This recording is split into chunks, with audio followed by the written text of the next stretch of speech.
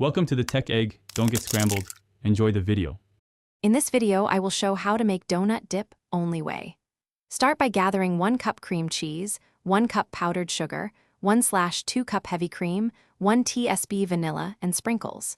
Soften the cream cheese and beat until smooth, then slowly add powdered sugar and heavy cream until creamy. Fold in vanilla and transfer to a serving bowl. Chill for at least 30 minutes to firm up and blend flavors before serving. Begin by softening the cream cheese so it blends easily and leaves no lumps.